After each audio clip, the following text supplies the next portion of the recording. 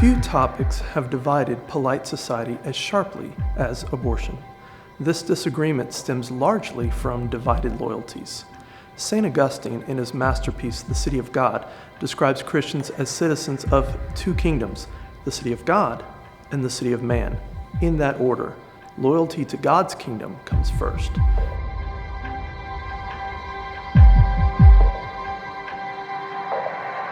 In the kingdom of man, most countries have legalized abortion.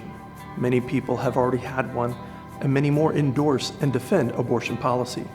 But that's the kingdom of this world, the city of man. We Christians don't get our morals ultimately from man's laws. We get them from God. We can't assume that legal means moral. A lie repeated is no less deceiving, and legalized evil is no less evil.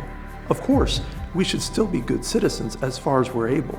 We should exercise redeeming influence in society, but ultimately God's kingdom is top priority. As citizens of God's kingdom, we have to respect the sanctity of human life, love others as ourselves, and refuse to shed innocent blood. Because Christ loved us first, we need to reflect the love of Christ to women and families struggling through unplanned pregnancies, as they'll need a community of support in raising their child. We can even endorse bodily autonomy. We just don't grant a license to kill.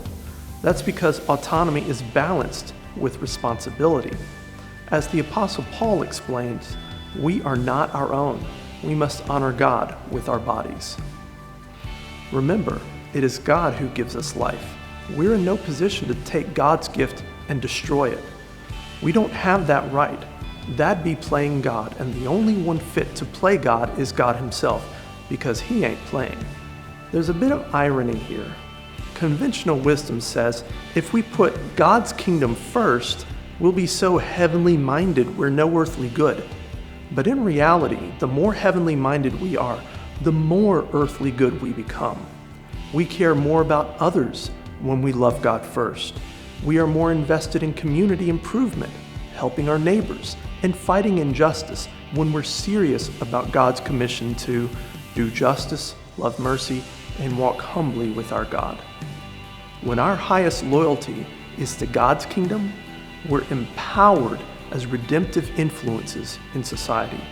We're God's ambassadors on earth, image bearers, he calls us, and that means funneling his wisdom, truth, and goodness into every corner we can reach, reflecting him in the most God-honoring ways that we can. When a few Christians exercise this redemptive influence, it can be impressive. But when the whole church gets involved, we can change history. How do I know? Because we already have.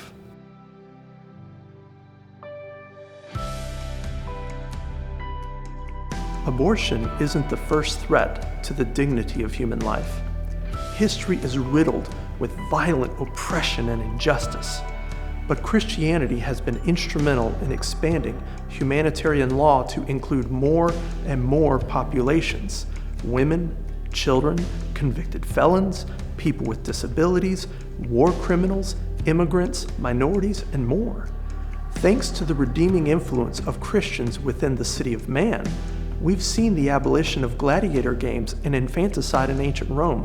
Both of those took hundreds of years, but eventually Roman Christians sparked the conscience of a whole empire. Later, Christians helped abolish slavery across the Western world. Almost every country to abolish slavery in world history was Christianized first. Christian churches also led the way in building hospitals, libraries, and schools. Even secular historians like Tom Holland and Niall Ferguson have arrived at the same conclusion.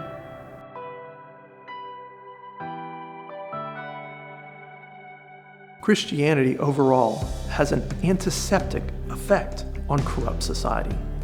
As citizens under God's law and as advocates for human dignity, we can say without exaggeration that abortion is a crime against humanity.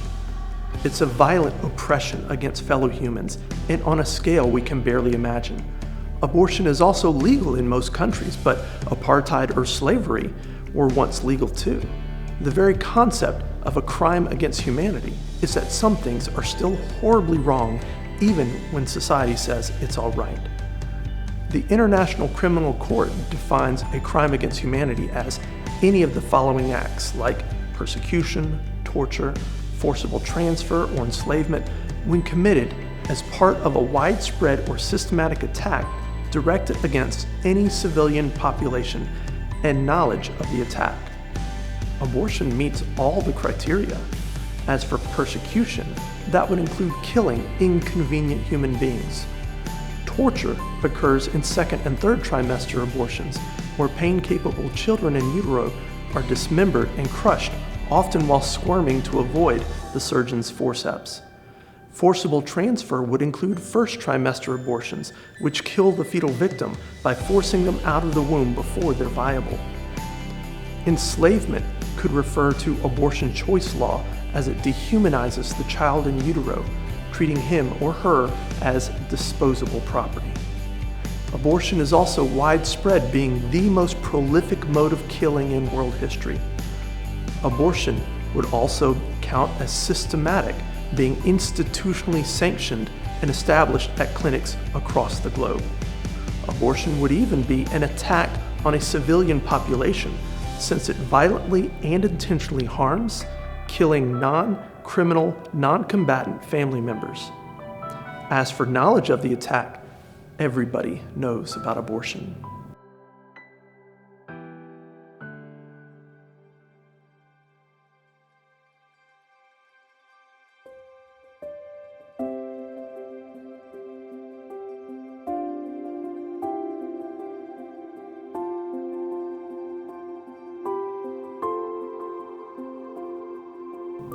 Furthermore, the enormous scale of abortion in the world reiterates its notorious status. Right now, at the time of this video, there have been almost 63 million abortions in the United States since it was legalized nationwide in 1973.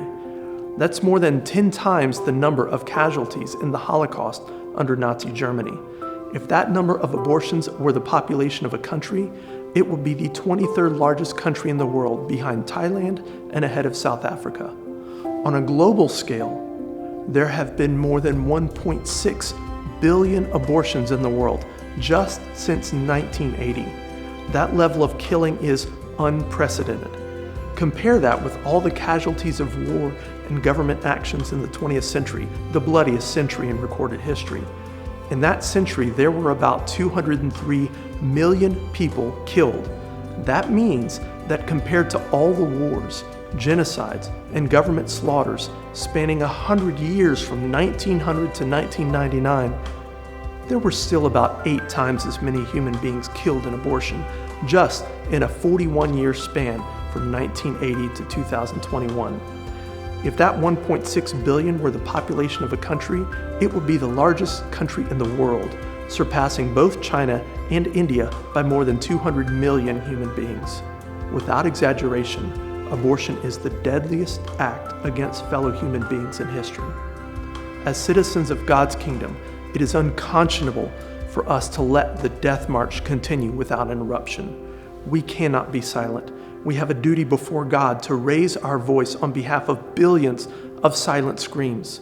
We owe it to God to rescue those who are being taken away to death and to hold back those who are stumbling to the slaughter.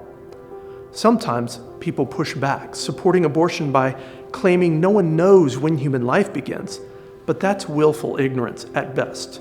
In 1970, 3 years before abortion was legalized across the United States, the California Medical Society admitted in the Western Journal of Medicine that, quote, "It is a scientific fact which everyone really knows that human life begins at conception."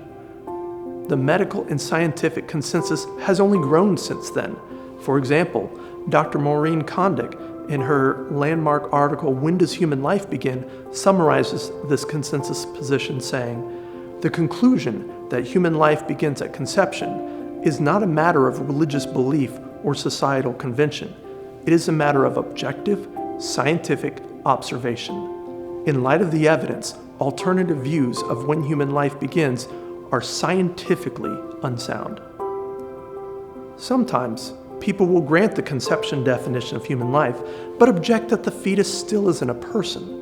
Typically, they have some criteria in mind separating fetal humans from personhood, like consciousness or viability. That's the ability to survive outside the womb. In this way, they argue that abortion isn't murder, since it's not killing a human person. But this tactic is suspiciously similar to how slave owners used to argue for slavery. They claimed slaves were subhuman, not even people. In Germany, the Holocaust Jews were portrayed as vermin and a plague, dehumanizing them. And in Rwanda, the genocidal Hutus described their Tutsi victims not as human persons, but as cockroaches. Cultures engaging in crimes against humanity customarily dehumanize their victims by minimizing or denying their biological humanity and drawing debatable lines to divide and subordinate oppressed classes beneath their oppressors. We can also point out how it's not clear that fetal humans need something more than biological humanity to morally qualify for human rights. Instead, abortion choice advocates need to prove beyond a reasonable doubt that fetal humans aren't human enough to qualify for the most basic protection from killing. This is a subtle but important point. The burden of proof weighs heavier on abortion choice advocates because they're arguing for a civil right to harm, commit violence, and intentionally kill fellow human beings. If that killing isn't entirely justified, then it's murder, and murder of this scope and scale would qualify without question as a crime against humanity. Anyone committed to a humanitarian outlook, and especially anyone committed to the kingdom of God, cannot stand idly by, quietly complying, indifferent and apathetic, while the equivalent of millions and billions of death sentences are issued against guiltless, defenseless children in utero. And those death sentences are issued on the basis of a maybe? Maybe they're not persons? No. Our moral default should be to protect human lives, to do no harm, to not kill our young, and to give human lives the benefit of the doubt. By the way, abortion choice policy could be disqualified on any number of other grounds besides just murder. Even if it wasn't murder, it could qualify as child abuse or even animal abuse for harming human animals. It could also be sexist for enabling sex-selective abortion, or it could be racist for permitting race-based abortions or disproportionately harming minority communities. It could foster discrimination on the basis of economic class, physical health, or mental ability. Abortion has already been an infamous feature in population control and eugenics programs in several countries. Plus, it's inherently connected to death profiteering. Abortionists get paid to kill human beings, and it's a deep conflict of interest to mix profit incentives and human killing. Someone else might object at this point and say, even if the fetus is a person, unless the mother gives it permission to use her body, then that fetus doesn't have a right to be in there. In other words, they're claiming that we cannot rightfully force people to donate organs or donate blood, so we shouldn't force women to donate their womb for a gestating fetus. This objection may sound impressive at first, but it falls apart when we realize that the fetal human isn't inherently harmful and didn't choose to be there. The fetal human isn't a parasite, since parasites are a different species from the host. Nor is that child an uninvited guest, since the parent's actions created and placed this new child in the womb. Sure, the parents might not have intended to create a new human being, but that's still what they did. Unintentional actions still have natural consequences. For example, if you consent to eating a whole cake, you naturally consented to the calories. Weight gain is a live possibility built into that action, whether you like it or not. That's how cause and effect work. There's no injustice in receiving the natural consequences of your deliberate actions. That new human being is a natural and even predictable result of consensual sex. Now that a new human life exists, those parents have the same normal humanitarian duty not to kill innocent human beings, especially their own child.